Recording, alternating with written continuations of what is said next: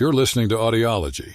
Support our work on Patreon and be sure to submit your requests for topics in the comments below.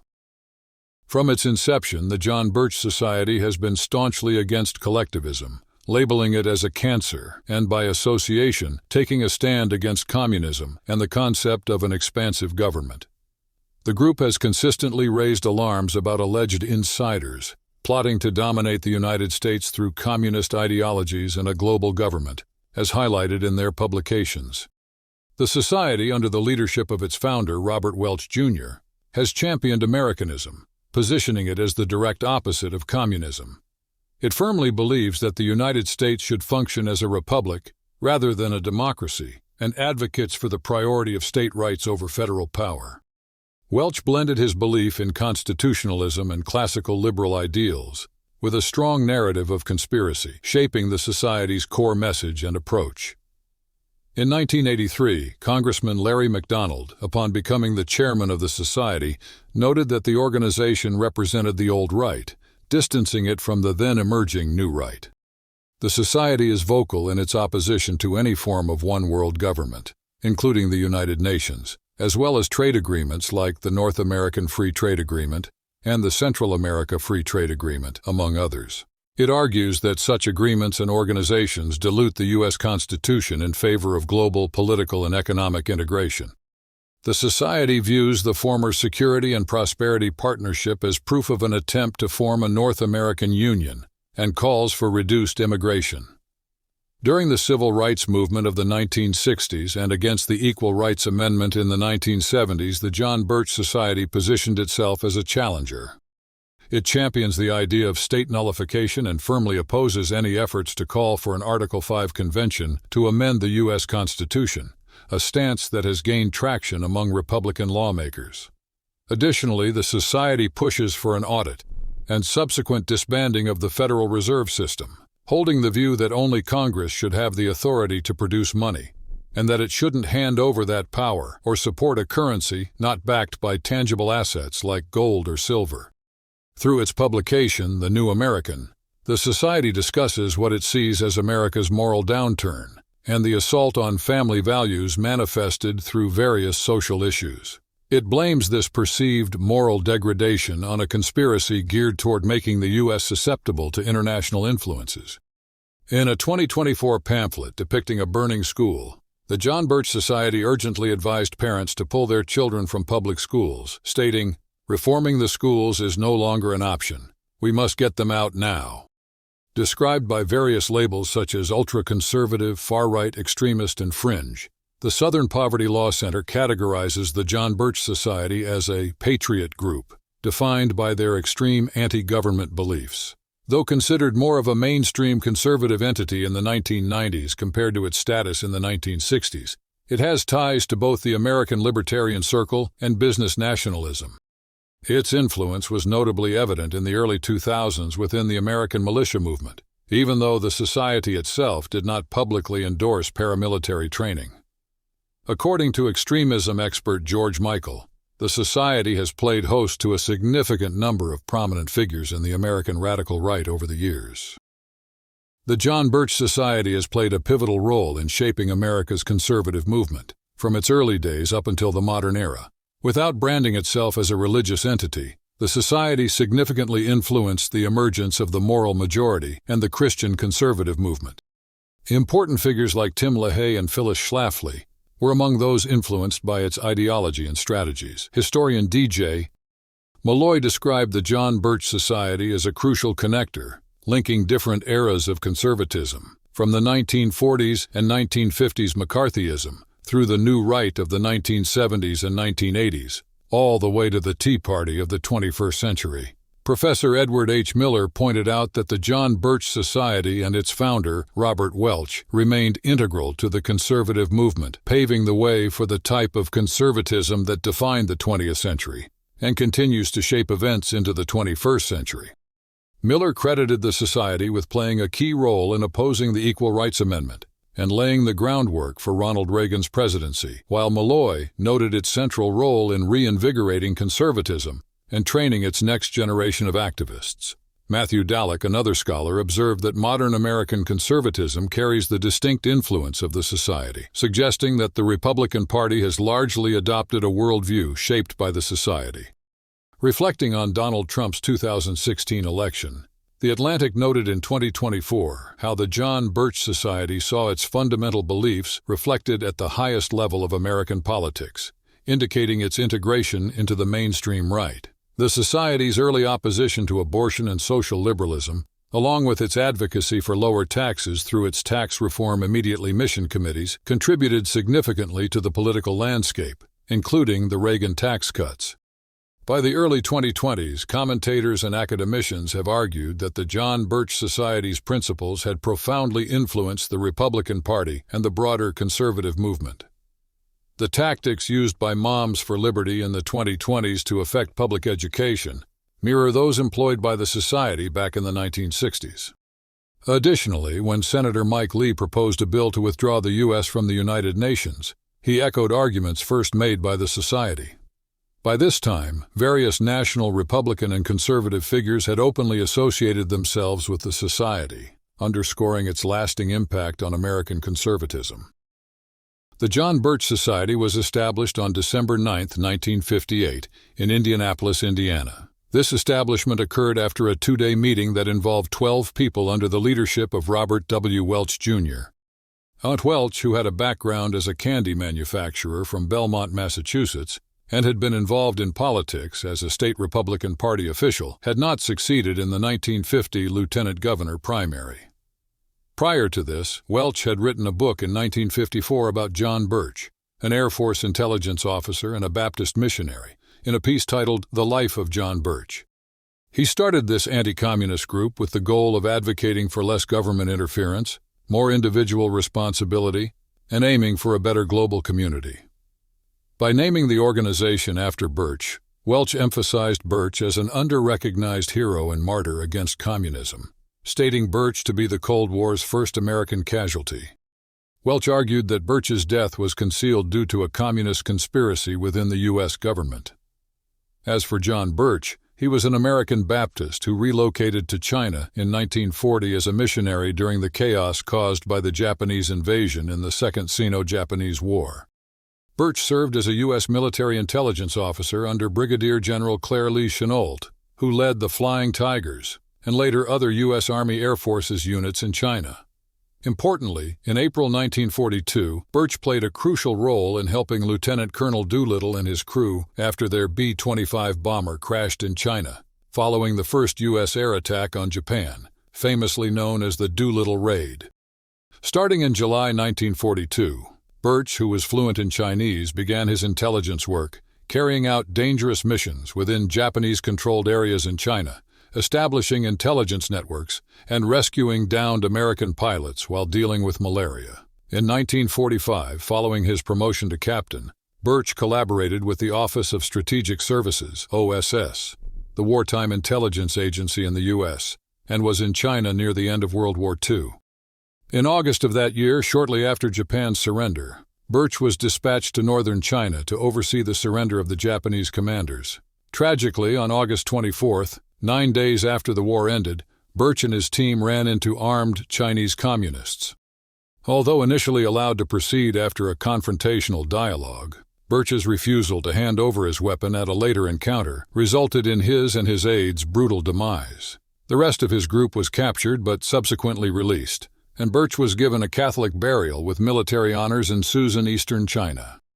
The events leading to Birch's death are interpreted in various ways, including potential miscommunications with local guerrillas or provocation by Birch himself amidst the context of Chinese communists' post-war goals for China and potentially Korea. Let's talk about the origins and early days of the John Birch Society, or JBS for short. This organization was founded by a notable group that included some influential names. Harry Lynn Bradley, the man behind the Allen Bradley Company and the Lynd and Harry Bradley Foundation, played a key role. So did Fred C. Koch, the entrepreneur who started Koch Industries, and Robert Waring Stoddard, who was at the helm of Wyman Gordon, a significant industrial player. There was also Revilo P. Oliver, a professor from the University of Illinois who, after being removed from the society, went on to help create the National Alliance. A major financial backer for the JBS was none other than Fred C. Koch. Interestingly, investigative journalist Jane Mayer points out that Fred's sons David and Charles Koch were also part of the JBS before leaving the group in the period leading up to the 1970s. At the heart of the JBS's ideology is a document known as the Blue Book of the John Birch Society, which emerged from a detailed presentation given by Robert Welch, one of the Society's key figures, during its founding meetup. This book essentially lays out the core beliefs of the JBS and has been an essential read for every prospective member. Welch's view was quite stark, suggesting a secret conspiracy whereby both the United States and Soviet Union were under the thumb of a global cabal made up of internationalists, rich bankers, and corrupt politicians. He warned that without exposure, these elements would steer the United States into giving up its sovereignty to the United Nations, paving the way for a collective New World Order managed by a single socialist government worldwide. Welch identified collectivism as a major threat and painted modern American liberals as covert communist enablers, aiming for global socialist governance, ultimately seeing communism as the final stage of collectivism. The structure of the JBS itself was quite authoritative, mirroring the disciplined approach of the very communist cells Welch opposed. Small chapters of 10 to 20 members, each led by an appointed leader, were encouraged to meet bi-monthly and to split and form new chapters if they grew larger. The JBS was quite active in spreading its message through various mediums, including literature, pamphlets, videos, and a speakers bureau that hosted speakers well-versed in political motivations. Early on, it launched a "Get US Out" campaign aimed at withdrawing the United States from the United Nations, which it saw as a step towards a single world government. The Society also claimed there was a concerted effort by communists and United Nations supporters to wage an assault on Christmas and erode religious beliefs and customs. Welch's advice to JBS members included strategies like infiltrating local parent-teacher association meetings to sway them with conservative views. Robert Welch himself launched One Man's Opinion magazine in 1956, later named American Opinion.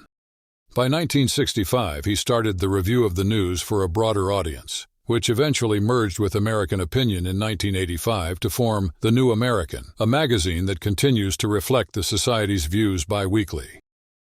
In the first year and a half after it was created, the John Birch Society was not widely known. That changed in July 1960 when the Chicago Daily News published a detailed story on the Society. It brought to light the claim made by the Society's founder Robert Welch, who alleged that President Dwight D. Eisenhower was actively working for the communist cause in America.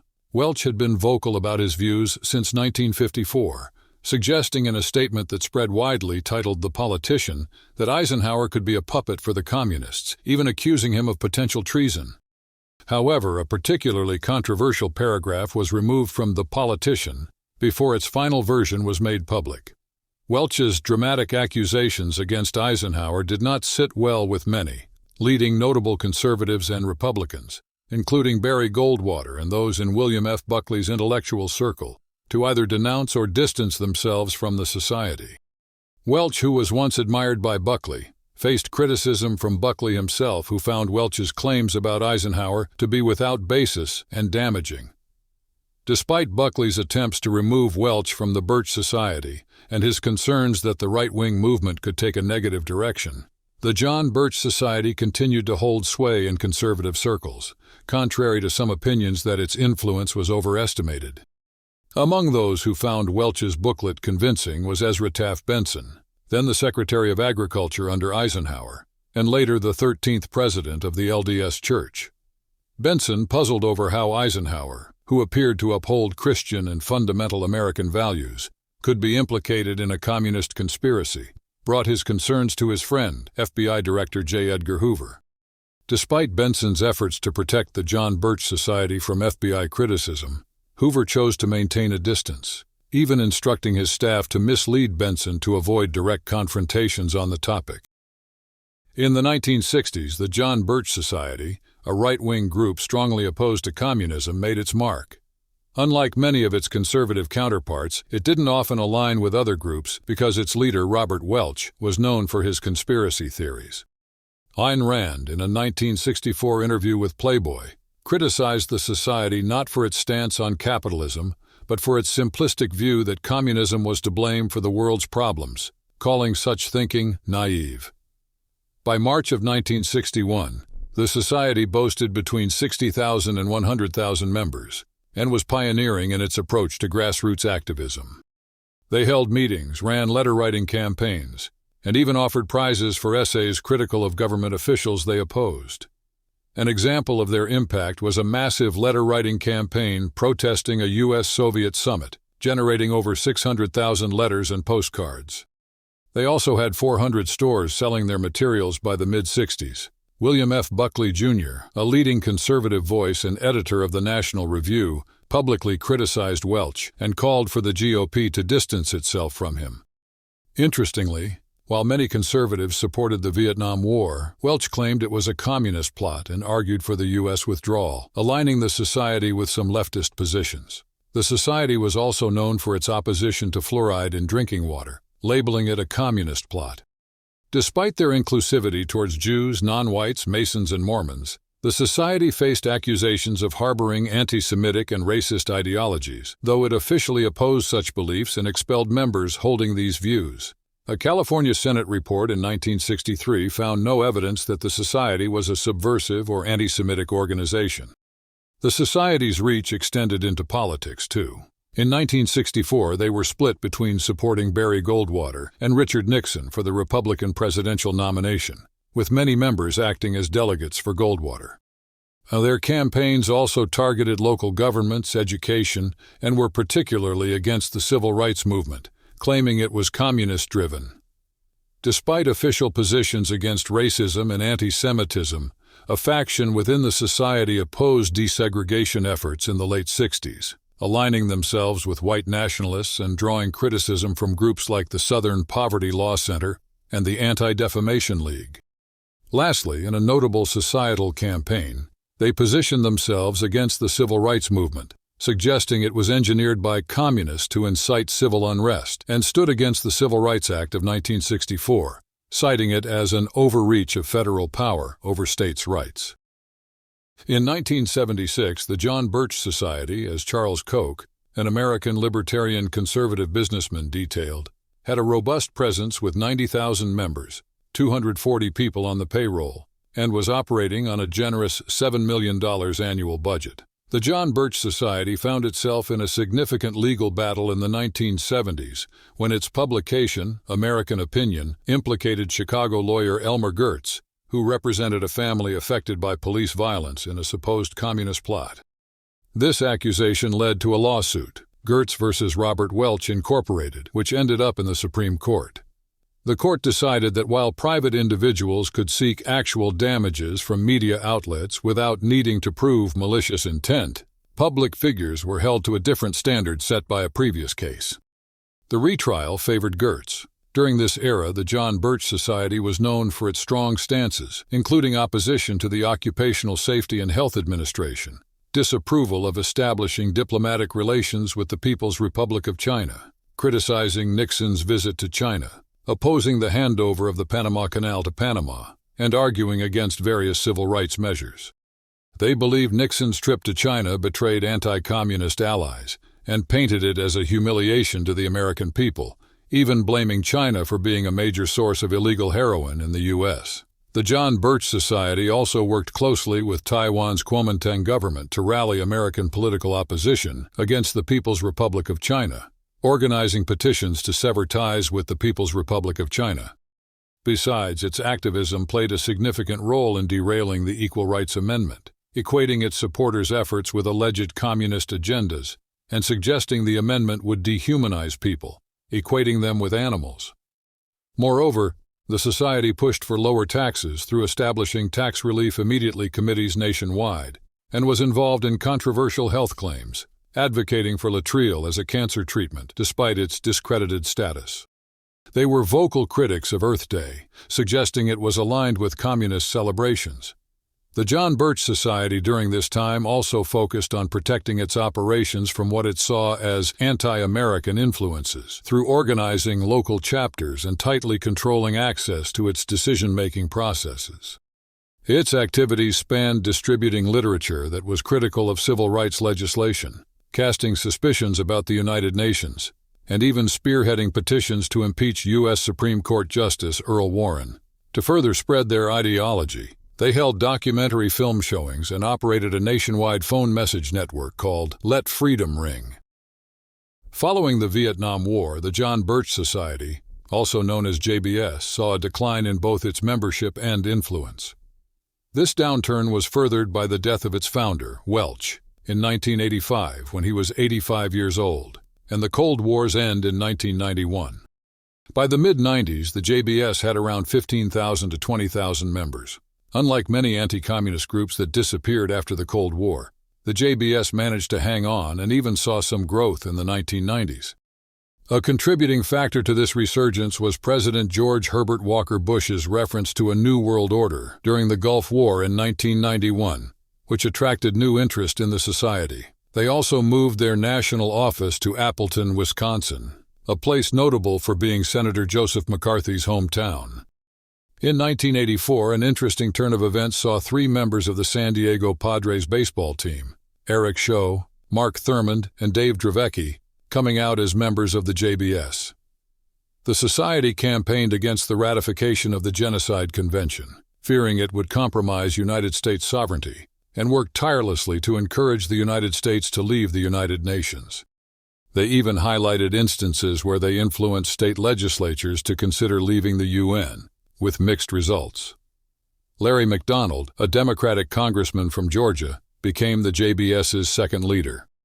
McDonald, whose first wife mentioned he hosted around 10,000 people at their home for discussions influenced by JBS ideals, was named national chairman in 1982. Tragically, he died in 1983 when his flight, Korean Airlines Flight 007, was shot down by a Soviet interceptor. William P. Hoare, a notable writer for the JBS, criticized mainstream politicians ranging from Franklin Delano Roosevelt to George W. Bush. He contributed regularly to The New American and its precursor, American Opinion. Among his works are The Clinton Clique, co-authored with Larry Abraham, which alleged Bill Clinton was part of an Anglo-American conspiracy associated with the Council on Foreign Relations and the Trilateral Commission. Hoare's other publications include Architects of Conspiracy and Intriguing History, published in 1984, and Handouts and Pickpockets, Our Government Gone Berserk, published in 1996. In 1995, the JBS stood against the idea of a conference of states, suggesting it might undermine federal authority. Their concern was that it could potentially pave the way for a second constitutional convention, a prospect they wanted to avoid. Back in the mid-2000s, the John Birch Society, together with the Eagle Forum, rallied conservative groups against what was being called a North American Union and the Security and Prosperity Partnership of North America. This activism led to 23 state legislatures introducing bills that criticized the idea of a North American Union. Both the Bush and Obama administrations felt the pressure and held back from pursuing any big new projects in this area. In 2007, The New American, a publication associated with the John Birch Society, put out a special edition on this issue, distributing around 500,000 copies. Additionally, the John Birch Society pushed for the U.S. to leave the United Nations and even became a sponsor of the Conservative Political Action Conference in 2010, marking a significant move towards the center of the conservative movement. They continued to show up at the Conservative Political Action Conference in 2023 and 2024 as well. Though the exact number of John Birch Society members is kept under wraps, it's known that the Society saw an uptick in members during the 2010s and 2020s, especially in the state of Texas.